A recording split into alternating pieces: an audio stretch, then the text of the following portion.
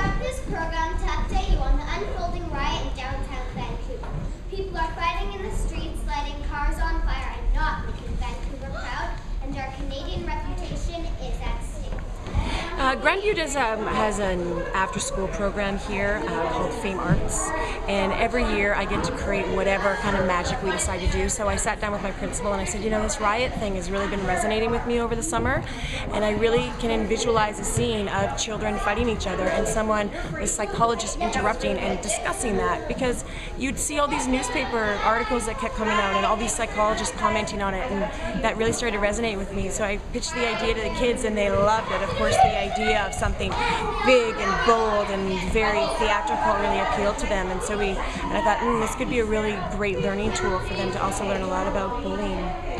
We talked a lot about the violence that we saw in Vancouver, and we actually broke down into small groups, and they all had to come up with adjectives of what they thought happened during the riot, and then we took all those adjectives and boiled them down to one adjective that was in the central theme of each scene that we saw in the play, and it was disturbing.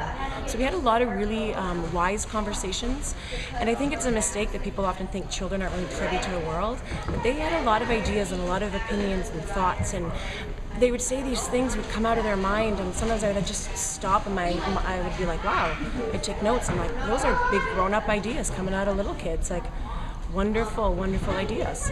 For what we were doing here, if it was adults doing it, I don't think it would have the same impact as it would with the children. I think that there's something really interesting about having young children playing adults and using grown-up situations. I think even we, the adults, can look back and look, oh, this is adult behavior and children are doing it, and maybe we as adults can learn something from this. I think the message has gotten through to the kids long before today's performance. The message has gone through to the kids, and not just the kids that are in the play, but the kids in the school. I have kids that come up to me in the hallway at lunchtime and after school, and we start talking about it, and all the riot boards were created by other classrooms in the class, so it was really tied in with the whole school. It was really on board with what we're saying. I want the people who rioted to see this because they want to see what they have done and like learn, so like they don't make mistakes again, like doing the same thing, like because what they did was like super horrible. Like I don't know why they did that.